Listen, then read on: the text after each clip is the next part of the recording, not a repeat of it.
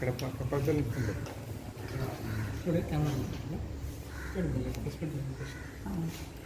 ರೇವತಿ ಕಾಮತ್ ಅಂತ. ಆ್ಯಕ್ಚುಲಿ ನನ್ನ ಮಕ್ಕಳು ನಿತಿನ್ ಕಾಮತ್, ನಿಖಿಲ್ ಕಾಮತ್ ಅಂತ ಭಾಳ ಫೇಮಸ್ ಪರ್ಸ್ನಾಲಿಟೀಸ್ ಆಗಿ ಇಂಡಿಯಾ. ಆ್ಯಂಡ್ ಇವಾಗ ನಾನು ನಮ್ಮ ತಂದೆ ಸಂಗೀತಗಾರರಾಗಿದ್ದರು. ಸೊ ಹಾಗಾಗಿ ನಾನು ಗಿಣೆ ನುಡಿಸ್ತೀನಿ.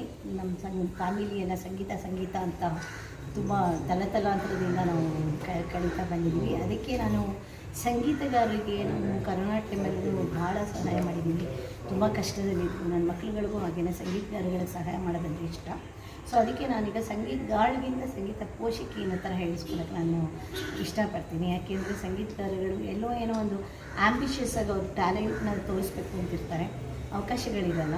ಸೊ ಅದಕ್ಕೇ ಇವಾಗ ಮೈಸೂರು ವಾಸುದೇವಾಚಾರ್ಯರ ಇದೂ ಅರೇಂಜ್ ಮಾಡ್ತಿರೋದು. ಹಾಗೆಯೇ ಎಲ್ಲರಿಗೂ ಭಾಳ ಆಸಕ್ತಿ ಇದೆ. ಅವ್ರಿಗೆ ಅರೇಂಜ್ ಮಾಡೋಕ್ಕೆ ದುಡ್ಡು ತೊಂದರೆ ಇರುತ್ತೆ. ಯೂಶ್ವಲಿ ಲೈಕ್ ಪ್ಲ್ಯಾಟ್ಫಾರ್ಮ್ ಬೇಕು ಅಂತ ಆಸೆ ಇರುತ್ತೆ. ಅದಕ್ಕೋಸ್ಕರ ನಾನು ಅದಕ್ಕೆ ಅಂತಾನೇ ಅಲ್ಲ, ಸಂಗೀತ ಪ್ರಪಂಚದಲ್ಲಿ ಇರೋಕ್ಕೆ ನನಗೆ ಇಷ್ಟ.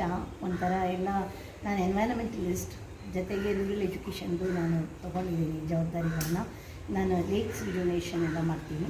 ಸಂಗೀತನೂ ಈಕ್ವಲ್ ಆಗಿ ನನಗೆ ಇಂಪಾರ್ಟೆಂಟು. ಸಂಗೀತಗಾರಗಳು ಇದನ್ನು ಪರಿಸ್ಥಿತಿ ಅವರ ಇದನ್ನು ಇಂಪ್ರೂವ್ ಮಾಡಬೇಕು ಅನ್ನೋ ಭಾಳ ಆಸೆ ಇದೆ, ನನಗೆ ಆಸಕ್ತಿ ಇದೆ. ಹಾಗಾಗಿ ನಾನೀಗ KCLC ಜೊತೆ ಕೈ ಜೋಡಿಸಿದ್ದೀನಿ. ಅವ್ರು ನನ್ನ ವೈಸ್ ಪ್ರೆಸಿಡೆಂಟ್ ಮಾಡಿದ್ದಾರೆ. ಅದಕ್ಕೆ ನಾನು ತುಂಬ ಆಭಾರಿ. ಪ್ರಶಾಂತ್ ಮತ್ತು ಪುಸ್ತಕಂ ರಮ ಮತ್ತು ಜ್ಯೋತ್ಸ್ನಾ ಶ್ರೀಕಾಂತ್, ಸುಮಾ ಸುಧೀಂದ್ರ ಎಲ್ಲರಿಗೂ ನಾನು ಭಾಳ ಆಭಾರಿಯಾಗಿದ್ದೀನಿ. ಯಾಕೆ ಅದು 26, 27 ಮೇ ಮೈಸೂರಲ್ಲಿ ಇದು ನಡೀತಾ ಇದೆ. ಆಮೇಲೆ ನಮ್ಮದು ಇನ್ನೊಂದು KCMCನವರು ಏನು ಇದು ಮಾಡ್ಕೊಂಡಿದ್ದಾರೆ ಅಂತ ಹೇಳಿದ್ರೆ, ಹಳ್ಳಿ ಶಾಲೆಗಳಲ್ಲಿ ಕರ್ನಾಟಕ ಸಂಗೀತ ಅಂತ. ಅದಕ್ಕೆ ನನ್ನ ರೂರಲ್ ಎಜುಕೇಷನ್ ಪ್ರೋಗ್ರಾಮ್, ನನ್ನ ಶಾಲೆಗಳು ಅವ್ರಿಗೆ ಭಾಳ ಹೆಲ್ಪ್ ಆಗುತ್ತೆ. ಯಾಕೆ ಅಂತ ಹೇಳಿದ್ರೆ ನನ್ನ ಶಾಲೆನ ಡಿಜಿಟಲೈಸ್ ಮಾಡಿಸಿದ್ದೀನಿ. ಸೊ ಡಿಜಿಟಲೈಸ್ ಮಾಡಿಸಿರೋದ್ರಿಂದ ಪ್ರೊಜೆಕ್ಟರ್ಸ್ ಎಲ್ಲ ಇದೆ. ನನ್ನ ತುಂಬ ಕಡು ಬಡ ಮಕ್ಕಳು ಓದುವಂಥ ಶಾಲೆ ಅದು. ಅಲ್ಲಿ ಒಂದು ಊಟಕ್ಕೋಸ್ಕರ ಮಕ್ಕಳು ಬರ್ತಾರೆ. ಅವ್ರ ಪರಿಸ್ಥಿತಿಗಳು ಭಾಳ ಚಿಂತಾಜನಕವಾಗಿದೆ. ಅಂಥ ಮಕ್ಕಳುಗಳಿಗೆ ಅವ್ರಿಗೆ ಸಂಗೀತ ಅಂದರೆ ಏನು ಅಂತಲೇ ಗೊತ್ತಿಲ್ಲ. ಅವ್ರುಗಳಿಗೆ ಏನಿದ್ರು ಇದು ರಕ್ಕಮ್ಮ ಪಕ್ಕಮ್ಮ ಅಂದ್ಕೊಂಡು ಅವರು ಸಿನಿಮಾ ಸಂಗೀತನೇ ಅವ್ರು ಸಂಗೀತ ಅಂದ್ಕೊಂಡಿರ್ತಾರೆ. ನಿಜವಾಗ್ಲೂ ಈ ದೇವರ ನಾಮಗಳು ಇದನ್ನೆಲ್ಲ ಅವರು ಭಕ್ತಿಪೂರ್ವಕ ಹಾಡಬೇಕು ಅಂದರೆ ಕ್ಲಾಸಿಕಲ್ ಮ್ಯೂಸಿಕ್ ಟ್ರೈನಿಂಗ್ ಬೇಕೇ ಬೇಕು. ಯಾರು ಹಾಡಬೇಕಾದ್ರೂ ಕ್ಲಾಸಿಕಲ್ ಮ್ಯೂಸಿಕ್ ಟ್ರೈನಿಂಗ್ ಬೇಕು.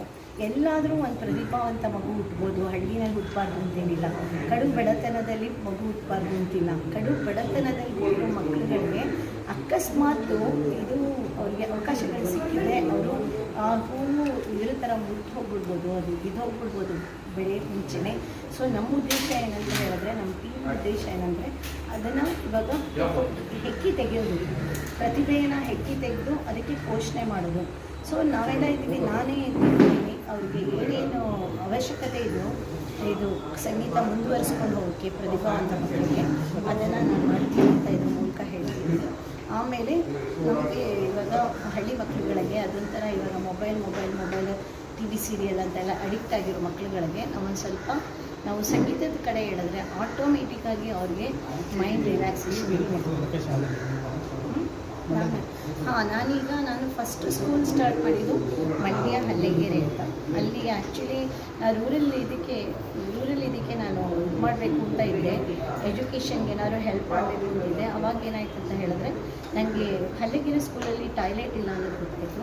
ಆ ಟಾಯ್ಲೆಟ್ ಇಲ್ಲ ಅಂತ ಗೊತ್ತಾದಾಗ ನಾನು ಹಲ್ಲೆಗೆರೆ ಸ್ಕೂಲ್ಗೆ ಹೋದಾಗ ಅಲ್ಲಿ ದುಸ್ಥಿತಿ ನೋಡಿಬಿಟ್ಟು ಭಾಳನೇ ಕರುಣಾಜನಕವಾಗಿತ್ತು. ಎಲ್ಲ ಇನ್ನೇನು ಇಷ್ಟು ನಾವು ಹೋಗಿರಲಿಲ್ಲ ಅಂದರೆ ಇಷ್ಟರಲ್ಲಿ 4 ವರ್ಷದ ಕೆಳಗಡೆ ನಾವು ಹೋಗಿದ್ದು, ಇಷ್ಟರಲ್ಲಿ ಅದು ಬಿದ್ದು ಮುರಿದು ಹೋಗಿರೋದು. ಆಮೇಲೆ ಅದನ್ನು ಇವಾಗ ನಾನು ಎಲ್ಲ ಸೊಫಿಸ್ಟಿಕೇಟೆಡ್ ಸ್ಕೂಲ್ ಥರನೇ ಮಾಡಿ ಇವಾಗ ಅದಕ್ಕೆ ಡಿಜಿಟಲೈಸ್ ಮಾಡಿದ್ದೀನಿ. ಇವಾಗ ನಾವು ಅಲ್ಲಿ ಫಸ್ಟ್ ಸ್ಟಾರ್ಟ್ ಮಾಡ್ತೀವಿ. ಮತ್ತು ನೆಕ್ಸ್ಟು ನಮ್ಮದು ಬೆಸಗರಹಳ್ಳಿ ಇದೆ. ಬೆಸಗರಹಳ್ಳಿನಲ್ಲಿ ಆ್ಯಕ್ಚುಲಿ ಮೊನ್ನೆಯನ್ನು ನಾವು ಕಂಪ್ಯೂಟರ್ ಲ್ಯಾಬ್ ಗಿಫ್ಟ್ ಮಾಡಿದ್ವಿ. 46 ಸೈಕಲ್ಸ್ನ ಹೆಣ್ಮಕ್ಳುಗಳಿಗೆ ಅಷ್ಟೇ. ಓಕೆ, ಲೈಕ್ ನಮ್ಮ ಇದರಲ್ಲಿ ಇವಾಗ ಮಂಡ್ಯ ಅದೇ ಹಲ್ಲೆಗೆರೆ ಸ್ಕೂಲಲ್ಲಿ ನಾವು ಇವಾಗ ಹೋಗ್ಬಿಟ್ಟು ನಾವೆಲ್ಲ ಈ ಸಂಗೀತ ದಿಗ್ಗಜರನ್ನು ಕರ್ಕೊಂಡೋಗಿ ನಾವೊಂದು ಲಾಂಚ್ ಮಾಡ್ತಾಯಿದ್ದೀವಿ. ಆಮೇಲೆ ನೆಕ್ಸ್ಟ್ ಒಂದು ಸ್ಕೂಲಿಂದ 2 ಸ್ಕೂಲ್ 4 ಸ್ಕೂಲು ಈ ಥರ ಎಂಟೈರ್ ಕರ್ನಾಟಕ ಅಪ್ರೋಚ್ ಆಗೋ ಸಾಧ್ಯತೆಗಳಿದೆ. ಆಗ್ತೀವಿ ಅಂತ ಚಾಲೆಂಜ್. Thank you. ನಮಸ್ಕಾರ.